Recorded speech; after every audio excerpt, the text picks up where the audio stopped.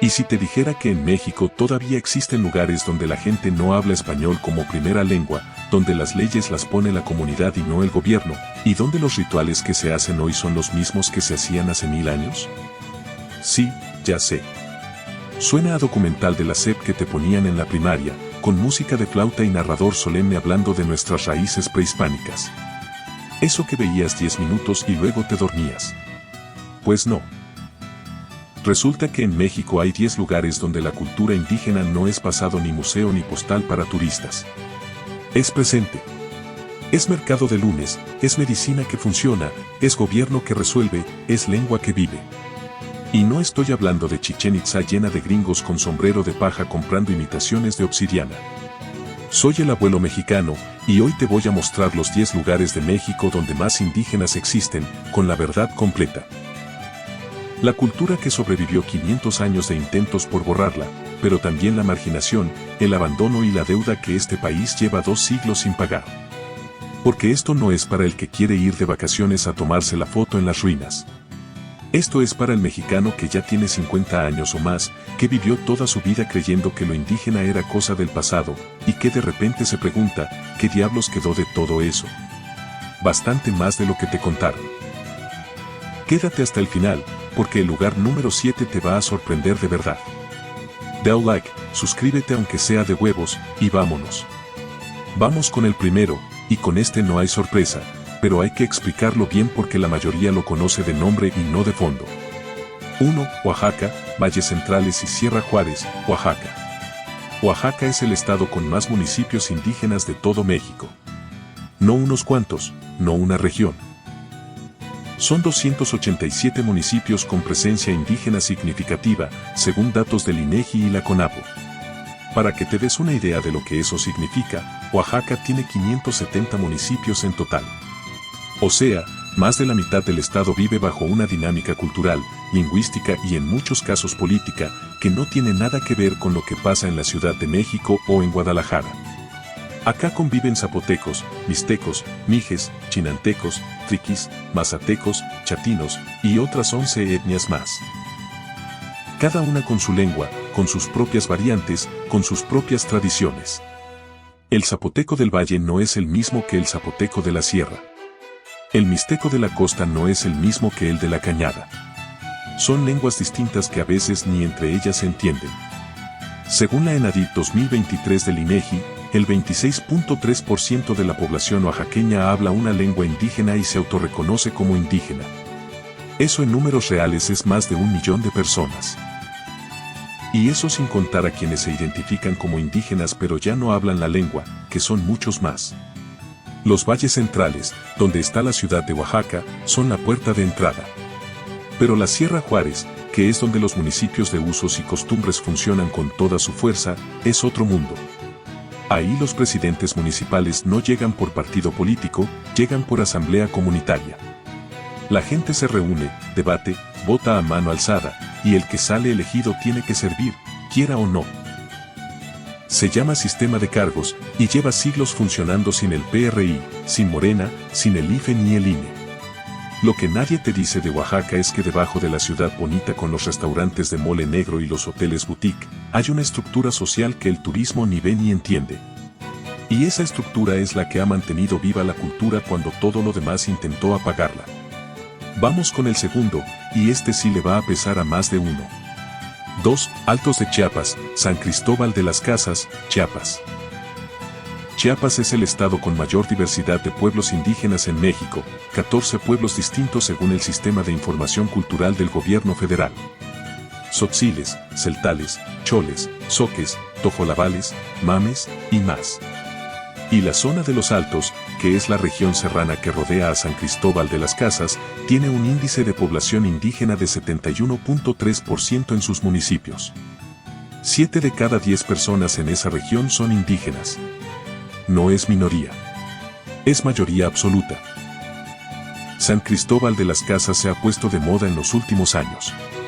Cafés de especialidad, hostales con nombre en inglés, mercaditos artesanales para turistas. Pero a 15 minutos de esa ciudad están San Juan Chamula y Sinacantán, 2 municipios tzotziles que funcionan con sus propias reglas. En Chamula, la iglesia católica por fuera es una iglesia tzotzil por dentro. Sin bancas, con el piso lleno de pino fresco, con velas de colores, con curanderos haciendo limpias y con Coca-Cola como ofrenda ritual porque según la cosmovisión local, el gas ayuda a expulsar los malos espíritus. No es folclore. Es religión viva. Y Chamula tiene otra cosa que vale mencionar, expulsa a quien no sigue las normas comunitarias. No es metáfora. Han expulsado familias enteras por convertirse a otra religión, por no participar en las fiestas del cargo, por no cumplir con el tequio. Eso genera conflictos, genera tensiones, genera violaciones a derechos individuales que el gobierno federal prefiere no tocar porque el tema es políticamente incómodo. Pero también es la razón por la que Chamula sigue siendo Chamula después de 500 años. En 1994, el EZLN salió de estas montañas.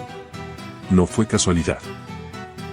Fue el resultado de décadas de marginación, de tierras quitadas, de pobreza estructural en una región con 71% de población indígena que llevaba generaciones pidiendo lo que la Constitución dice que les corresponde. Vamos con el tercero, que es el que más sorprende a la gente cuando entiende de qué se trata. 3. Zona Maya, Valladolid y Oriente de Yucatán, Yucatán. Yucatán es el estado donde más gente se autorreconoce como indígena y habla lengua originaria al mismo tiempo. Según la ENADIT 2023, el 24.3% de la población yucateca cumple con ambas condiciones, se dice maya y habla maya. Eso es casi 1 de cada 4 yucatecos. Y aquí viene lo que la mayoría no sabe, los mayas no desaparecieron. Nunca desaparecieron. Hay casi 1,5 millones de hablantes de lengua maya en México, distribuidos en Yucatán, Quintana Roo y Campeche. Es la segunda lengua indígena más hablada del país, después del náhuatl. Y en el oriente de Yucatán, en municipios como Valladolid, Temozón, Chemachi y Tizimín, el maya no es lengua de abuelos ni de ceremonias especiales.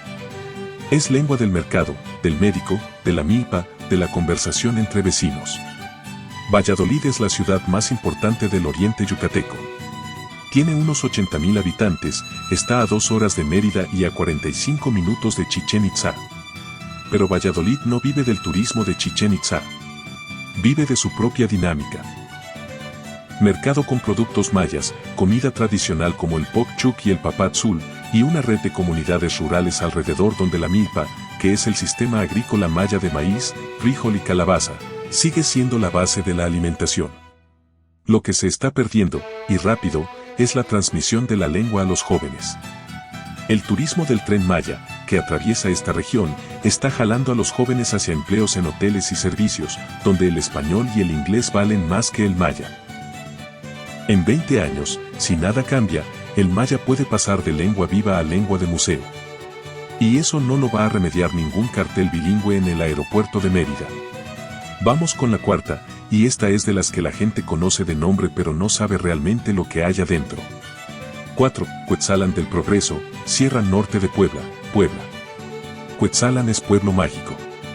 Eso ya lo saben. Lo que no saben es que Cuetzalan y los municipios que lo rodean en la Sierra Norte de Puebla tienen una de las concentraciones de población náhuatl y totonaca más densas y mejor preservadas del centro del país. En las comunidades rurales alrededor de Cuetzalan, más del 70% de la población habla náhuatl como primera lengua. No como segundo idioma aprendido en la escuela. Como primera lengua. La que aprendieron de sus mamás antes de aprender español. La Sierra Norte de Puebla es una región que el INEGI clasifica como de alta marginación. Las carreteras son de curvas cerradas y neblina permanente.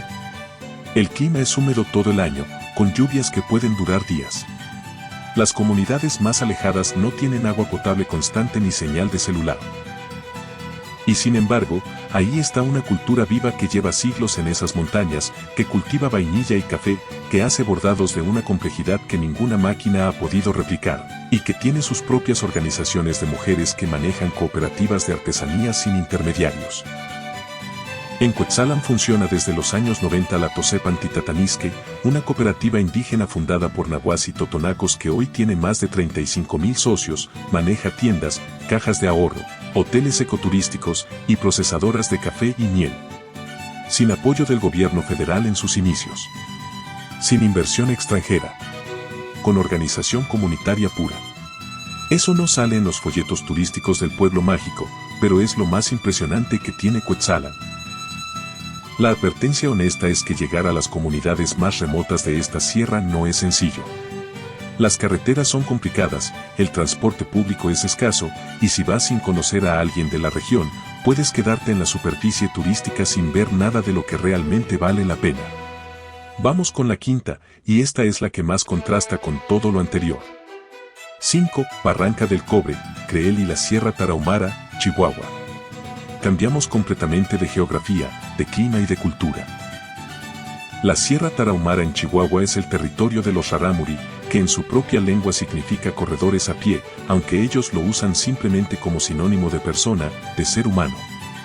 Hay cerca de 122,000 rarámuri distribuidos en la sierra que comparten Chihuahua, Durango y Sonora, en una de las geografías más abruptas del país, barrancos de hasta 1,800 metros de profundidad, temperaturas que van de 35 grados en el fondo de las barrancas a -10 en las partes altas en invierno. Los rarámuri son mundialmente conocidos por su capacidad para correr distancias enormes con guaraches de llanta. Eso lo sabe hasta el que no sabe nada de pueblos indígenas. Lo que no sabe casi nadie es que los rarámuri son también uno de los pueblos más afectados por la presencia del crimen organizado en sus territorios. La Sierra Tarahumara lleva décadas siendo zona de cultivo de amapola y marihuana. Los cárteles operan en esa sierra con una libertad que el gobierno federal no ha podido o no ha querido controlar. Y los rarámuri quedan en medio, desplazados de sus tierras, amenazados cuando se niegan a colaborar o simplemente ignorados porque son pobres, son indígenas y están lejos de donde las cámaras llegan. Según reportes de la organización Alianza Sierra Madre y notas periodísticas de 2023 y 2024, el desplazamiento forzado de comunidades rarámuri por grupos criminales es un problema activo y documentado que el gobierno estatal de Chihuahua reconoce pero no resuelve. Hay familias que han abandonado sus rancherías de toda la vida porque llegó gente armada a decirles que ese territorio ya no era suyo. El tren de la Barranca del Cobre lleva turistas a ver los paisajes. Los paisajes son impresionantes, de verdad. Pero el turismo pasa por encima de la realidad rarámuri sin detenerse a verla. Y eso, en un lugar donde la gente lleva siglos resistiendo exactamente eso, tiene un nombre que no es bonito. Vamos con la sexta, y esta es la más ignorada de las tres. 6. Montaña de Guerrero, Tlapa de Comonfort, Guerrero. La montaña de Guerrero es una de las regiones con mayor concentración de población indígena del país y al mismo tiempo una de las más ignoradas por los medios, por el gobierno y por la opinión pública. El índice de población indígena en esta región es de 60.9% según datos del Programa de Desarrollo de Pueblos Indígenas. Ahí conviven mixtecos, nahuas y tlapanecos, este último un pueblo de unos 140,000 miembros cuyo nombre oficial que ellos mismos prefieren es Mepa. Tlapa de Comonfort es la ciudad más importante de la región, con unos 55,000 habitantes, y funciona como centro de servicios para decenas de comunidades dispersas en la montaña. Tiene mercado grande, hospitales del IMSS e ISSSTE, bancos y una dinámica comercial activa. Pero las comunidades que rodean a Tlapa, algunas a 3 y 4 horas de brecha, tienen condiciones de vida que en papel parecen de otro siglo. Sin agua potable constante, sin electricidad estable, con caminos de terracería que se vuelven intransitables en temporada de lluvias. Guerrero tiene 13.5% de población indígena a nivel estatal según la ENADIP 2023, pero ese porcentaje se concentra brutalmente en la montaña y en la Costa Chica. El resto del estado, incluyendo Acapulco y Chilpancingo, tiene presencia mucho menor. Eso significa que la marginación indígena en Guerrero no está repartida. Está cargada sobre las mismas comunidades que ya tienen menos recursos, menos acceso a servicios y menos voz política. Lo que tiene la montaña de Guerrero que no tiene ninguna otra región de esta lista es una tradición de resistencia legal y jurídica muy activa. Organizaciones como el Centro de Derechos Humanos de la Montaña Tlachinoyan llevan décadas documentando violaciones a derechos de comunidades indígenas en esta región, llevando casos a tribunales internacionales, y poniendo en la agenda nacional situaciones que de otra manera nadie vería. No es casualidad que el caso Ayotzinapa, que sacudió al país en 2014, venga precisamente de esta región. Los 43 estudiantes desaparecidos eran en su mayoría jóvenes de comunidades indígenas de la montaña de Guerrero que habían llegado a Ayotzinapa buscando ser maestros rurales para regresar a sus comunidades. Eso no es dato de trivia. Es el retrato de una región completa. Vamos con la séptima, y esta es la que te prometí desde el principio que te iba a sorprender. 7. Huautla de Jiménez, región Mazateca, Oaxaca.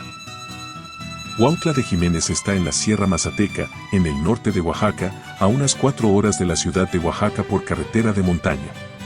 Tiene unos 30.000 habitantes. Es municipio indígena mazateco, con una lengua propia que pertenece a la familia otomangue y que tiene varias variantes entre comunidades que a veces están a menos de 10 kilómetros de distancia. La mayoría de la gente que conoce Huautla la conoce por una sola razón, María Sabina. La curandera mazateca que en los años 60 se hizo mundialmente famosa porque un periodista estadounidense llamado Gordon Wasson publicó en la revista Life un reportaje sobre los hongos y los cirios que ella usaba en sus ceremonias de sanación. Después de ese artículo llegaron a Huautla John Lennon, Mick Jagger, Bob Dylan y una caravana de hippies gringos buscando la experiencia mística. María Sabina terminó siendo señalada por su propia comunidad como la que abrió la puerta a los extranjeros y profanó una práctica sagrada. Vivió sus últimos años en pobreza y murió en 1985 sin un centavo. Pero Huautla no es solo la historia de María Sabina. Es una comunidad mazateca viva donde los hongos sagrados, que ellos llaman tiseeto, que significa los que brotan, siguen siendo parte de una práctica médica y espiritual que los mazatecos consideran suya, no del turismo psicodélico que en los últimos años ha vuelto a poner a Huautla en el mapa. Porque sí, en los últimos 5 años ha regresado el turismo de experiencias a Huautla, jalonado por el boom global del interés en psilocibina como tratamiento médico. Y con ese turismo han llegado guías improvisados, experiencias vendidas en internet y toda la maquinaria de comercialización que convierte lo sagrado en producto de consumo. Los mazatecos tienen opiniones divididas sobre esto. Hay quienes ven una oportunidad económica en una región con muy pocas alternativas. Hay quienes ven exactamente lo mismo que vieron cuando llegó Wasson en 1955, gente de fuera que viene a tomar lo que no le pertenece y se va sin dejar nada. La comunidad no tiene aeropuerto, no tiene hospital de especialidades, no tiene carretera de 4 carriles.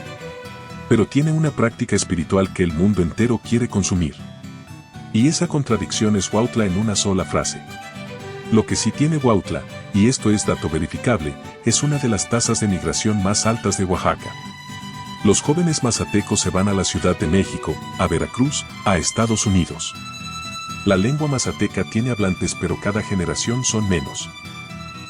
Y cuando se va la lengua, se va la cosmovisión que viene con ella, porque hay conceptos en mazateco que no existen en español y que no se pueden traducir sin perder exactamente lo que significan. Vamos con la octava, y esta es la más política de toda la lista. 8. Juchitán de Zaragoza, Istmo de Tehuantepec, Oaxaca. El Istmo de Tehuantepec es la parte más angosta del territorio mexicano, donde el Pacífico y el Golfo quedan a menos de 200 kilómetros de distancia. El zapoteco del Istmo se habla en el mercado, en las asambleas políticas, en las peleas de vecinos, en las velas que son las fiestas comunitarias zapotecas que pueden durar varios días. No es lengua de ceremonia ni de ancianos. Es lengua de uso diario en una ciudad de 90.000 habitantes. Eso en México es extraordinario. Juchitán también es conocida por ser una de las ciudades con mayor presencia y aceptación social de las muxes, que son personas del tercer género reconocidas dentro de la cultura zapoteca desde antes de la llegada de los españoles. Los muxes no son un fenómeno moderno ni una importación cultural. Son parte integral de la estructura social zapoteca del Istmo, con roles definidos en las fiestas, en los bordados, en la vida comunitaria. Eso no significa que no haya discriminación, porque la hay, pero el nivel de integración social de los muxes en Juchitán no tiene comparación en ninguna otra ciudad de México. Lo que tiene Juchitán de complicado es su historia política reciente. El Istmo de Tehuantepec fue elegido por el gobierno federal como corredor estratégico para el desarrollo industrial. El corredor interoceánico, que busca conectar el Pacífico con el Golfo mediante tren y carreteras para mover mercancías entre Asia y Estados Unidos. Eso suena bien en el papel. El problema es que ese corredor pasa por territorios zapotecos e icoots, y las consultas a las comunidades indígenas, que son obligatorias por ley, han sido cuestionadas por organizaciones locales como procesos incompletos y apresurados. Las comunidades que dicen no querer el desarrollo industrial en sus territorios y las que lo ven como oportunidad están divididas, y esa división tiene costos sociales reales. Juchitán además fue devastada por el terremoto del 7 de septiembre de 2017, que dejó más de 90 muertos solo en esa ciudad y destruyó miles de viviendas. La reconstrucción fue lenta, incompleta y llena de irregularidades denunciadas por los propios afectados. 8 años después, todavía hay familias viviendo en condiciones precarias en una ciudad que el gobierno prometió reconstruir y no terminó de hacerlo. Eso es Juchitán, cultura extraordinaria, lengua viva, identidad poderosa, y un estado abandonándola exactamente igual que siempre. Vamos con la novena, y esta tiene una historia que la mayoría de los mexicanos no sabe y que debería saberla desde la secundaria. 9. Pátzcuaro y la meseta Purépecha, Michoacán. La meseta Purépecha está en el centro occidente de Michoacán, en una zona de lagos, bosques de pino y pueblos que llevan el mismo nombre desde antes de que existiera México como país. Pátzcuaro es la ciudad más conocida de la región, con unos 90,000 habitantes, famosa por el Día de Muertos en la isla de Janitzio, que es probablemente la celebración más fotografiada de todo el país. Pero Pátzcuaro es la puerta de entrada, no el corazón. El corazón purépecha está en municipios como Cherán, Paracho, Uruapan Serrana, Nahuatzen, y decenas de comunidades dispersas en la meseta que funcionan con sus propias reglas. Aquí viene lo que nadie te contó en la escuela: los purépechas, o peurépecha como ellos mismos se llaman, son el único pueblo de Mesoamérica que nunca fue conquistado por los aztecas. El imperio mexica llegó hasta la frontera purépecha, peleó varias veces, y perdió. Siempre perdió. Los peurépecha tenían metalurgia avanzada, estrategia militar sólida, y un territorio lacustre que conocían mejor que nadie. Los aztecas decidieron que no valía la pena seguir intentándolo y dejaron una frontera de guerra permanente entre ambos imperios. Eso es un dato histórico verificado, no leyenda. Después llegaron los españoles y eso sí los conquistaron, pero la resistencia cultural purépecha ha sido constante desde entonces. Hoy hay aproximadamente 200,000 hablantes de peurépecha distribuidos en esos 22 municipios de la meseta. La lengua es vigorosa en comparación con muchas otras lenguas indígenas del país, tiene radio en peurépecha, tiene maestros bilingües, tiene literatura escrita, tiene músicos que componen en la lengua. No está en peligro inmediato de desaparecer, aunque la presión del español sobre los jóvenes es constante. El caso de Cherán merece mención especial porque es uno de los ejemplos más documentados de autonomía indígena en México contemporáneo. En 2011, la comunidad purépecha de Cherán se hartó. Los talamontes, respaldados por el crimen organizado, llevaban años devastando el bosque comunal que es la base económica y cultural de la comunidad. El gobierno municipal no hacía nada. El gobierno estatal no hacía nada. Entonces Cherán hizo algo que pocos municipios en México han hecho. Expulsó a los partidos políticos, expulsó a los talamontes, cerró las entradas al pueblo, y estableció un gobierno propio basado en usos y costumbres purépechas. La Suprema Corte de Justicia de la Nación les dio la razón en 2011 y reconoció su derecho a gobernarse sin partidos políticos. Cherán lleva más de 12 años gobernándose por asamblea comunal. El bosque se ha recuperado parcialmente. La violencia bajó de manera notable en comparación con municipios vecinos.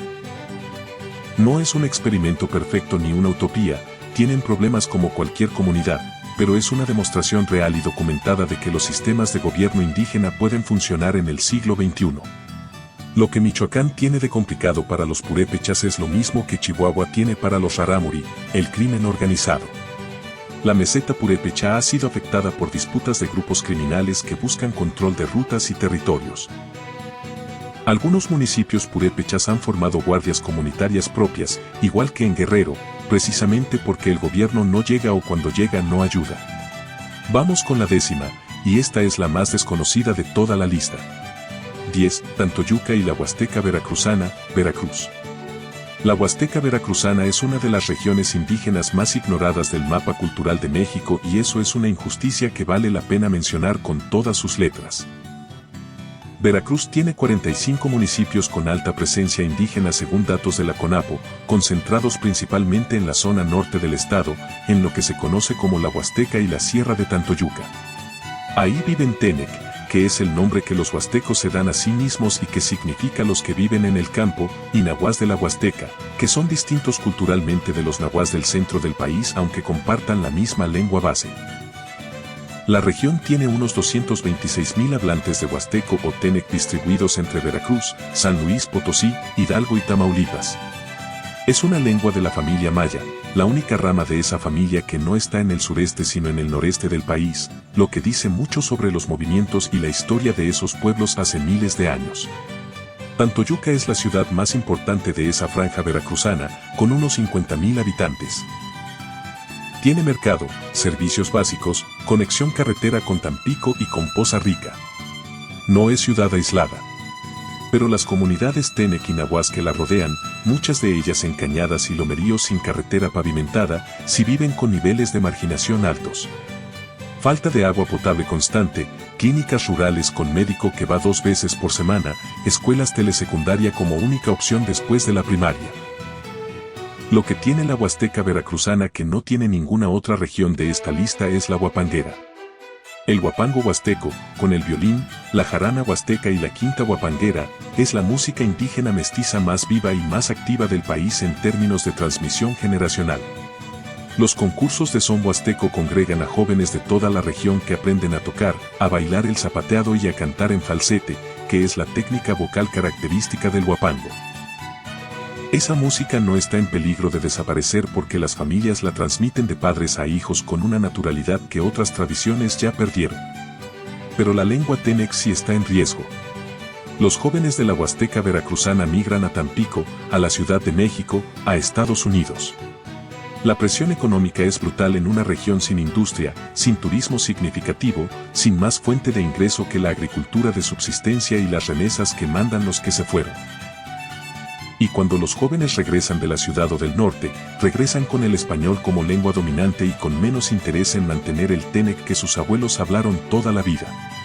La Huasteca veracruzana es el tipo de lugar que no sale en ninguna lista de los mejores destinos de México, que no aparece en las campañas de turismo de Veracruz, que no genera titulares en los periódicos nacionales a menos que sea por un desastre natural o un conflicto político. Y sin embargo ahí están, cientos de miles de personas con una historia que tiene más capas que cualquier telenovela y más antigüedad que cualquier institución de este país. Ya te mostré los 10 lugares. Ya viste que no son museos ni zonas arqueológicas ni atracciones turísticas. Son comunidades vivas con nombres, con lenguas, con sistemas de gobierno, con problemas reales y con una resistencia cultural que lleva 500 años funcionando sin que nadie se los pidiera. Pero antes de que cierres este video con la sensación de que todo está bien, de que México es un país rico en diversidad y que hay que estar orgullosos, necesito decirte algo que los discursos del Día Internacional de los Pueblos Indígenas nunca te van a decir. Este país lleva 2 siglos celebrando a sus pueblos originarios en el discurso y abandonándolos en la práctica. Y los números lo dicen sin necesidad de opinión. Según la ENADIT 2023 del INEGI, el 1% de la población indígena mayor de 15 años es analfabeta. Entre la población no indígena del mismo rango de edad, ese porcentaje es de 2.8%. Eso no es una brecha. Es un abismo. Es la diferencia entre un país que invierte en su gente y un país que selecciona a quien le llegan los recursos y a quien no. El promedio de escolaridad de la población indígena mayor de 15 años es de 6.5 grados. El de la población no indígena es de 10.6 grados. 4 grados de diferencia. 4 años de educación que no llegaron, que no hubo maestro, que no hubo escuela suficientemente cerca, que no hubo manera de pagar los útiles o de no mandar al chamaco a trabajar desde los 12 años porque la familia lo necesitaba. El 23.7% de la población indígena de entre 3 y 17 años no asiste a la escuela. Entre los no indígenas ese porcentaje es de 13.4%. 10 puntos de diferencia en pleno siglo XXI, en un país que lleva décadas presumiendo que la educación es pública y gratuita. Y aquí viene la pregunta que te tienes que hacer tú, ¿qué estás viendo este video desde tu teléfono o desde tu televisión con internet? ¿A quién le corresponde resolver eso? Porque el gobierno te va a decir que hay programas. Siempre hay programas. Hay el programa de educación indígena, hay el programa de becas para indígenas, hay el INPI, que es el Instituto Nacional de los Pueblos Indígenas, con su presupuesto y sus funcionarios y sus oficinas en la Ciudad de México. Y con todo eso, la brecha educativa entre indígenas y no indígenas lleva décadas siendo exactamente la misma. Los programas llegan a las capitales estatales, a las ciudades medianas, y se van diluyendo conforme te acercas a las comunidades más remotas, que son precisamente las que más los necesitan. Sobre la salud hay otro dato que vale mencionar. En las regiones que te mostré hoy, el acceso a especialistas médicos es un lujo que la mayoría no tiene. Hay clínicas del IMSS, hay médicos rurales del programa federal, hay centros de salud. Pero si necesitas un cardiólogo, un oncólogo, un neurólogo, te toca hacer 3 horas de camino hasta la ciudad más cercana con hospital de segundo nivel, y eso si tienes coche, si tienes dinero para la gasolina, y si el camino no está cerrado por lluvia o por bloqueo. La medicina tradicional en estas comunidades no es superstición ni atraso. Es un sistema médico funcional que lleva siglos resolviendo problemas de salud con los recursos disponibles. El problema es cuando ese sistema tiene que atender enfermedades que requieren tecnología que no existe en la sierra, un parto complicado, un infarto, un tumor. En esos casos, la distancia al hospital no es un inconveniente. Es la diferencia entre vivir y morir. Sobre el crimen organizado hay que decirlo claramente porque es el elefante en el cuarto de esta conversación. Varias de las regiones que te mencioné hoy, la Sierra Tarahumara, la Montaña de Guerrero, la Meseta Purépecha, la Sierra Norte de Puebla, están afectadas en distintos grados por la presencia de grupos criminales que disputan territorios, rutas y recursos naturales. Las comunidades indígenas en esas zonas no son actores del conflicto. Son las víctimas que quedan en medio cuando dos grupos pelean por un territorio que históricamente ha sido de ellas. El desplazamiento forzado de comunidades indígenas por violencia es un fenómeno documentado y creciente. La Comisión Mexicana de Defensa y Promoción de los Derechos Humanos reporta miles de desplazados internos en México cada año, y una proporción significativa son comunidades indígenas en zonas de conflicto. Eso no sale en las noticias de 8 de la noche. Sale en los informes de organizaciones de derechos humanos que leen 4 periodistas y ningún funcionario. ¿Y entonces qué? ¿Para qué te cuento todo esto? Te lo cuento porque la mayoría de los mexicanos mayores de 50 años crecimos con una narrativa muy específica sobre los indígenas, que eran el pasado glorioso, que eran las pirámides y los códices y el calendario azteca, que eran lo que éramos antes de ser lo que somos. Y esa narrativa, aunque tiene algo de verdad, sirve exactamente para no ver lo que está pasando ahora. Para celebrar a los muertos y ignorar a los vivos. Los 10 lugares que te mostré hoy no son destinos turísticos ni lecciones de historia. Son comunidades de gente real que lleva 500 años siendo la parte más resistente y más abandonada de este país al mismo tiempo. Entonces ahí lo tienes. 10 lugares donde el México original no es pasado, no es ruina, no es estampita del libro de historia. Es presente vivo que sigue ahí a pesar de todo lo que este país le ha hecho y dejado de hacer. No te estoy diciendo que vayas de turista a tomar fotos. Te estoy diciendo que al menos sepas que existen, que los conozcas de verdad, y que la próxima vez que alguien te hable de nuestras raíces en un discurso de 15 de septiembre, te acuerdes de que esas raíces tienen nombre, tienen lengua, tienen problemas concretos, y siguen esperando que este país les cumpla lo que lleva 2 siglos prometiendo. Si este video te sirvió de algo, dale like. Si no te sirvió, también dale like de todos modos, no seas codo. Suscríbete al canal si quieres más videos así, de la México que nadie te cuenta. Y déjame en los comentarios, ¿conocías alguno de estos lugares, o alguno te sorprendió más que los demás? Nos vemos en el siguiente video. Y acuérdate, conocer tu país no es opcional. Es lo mínimo que le debes a la gente que lo hizo posible.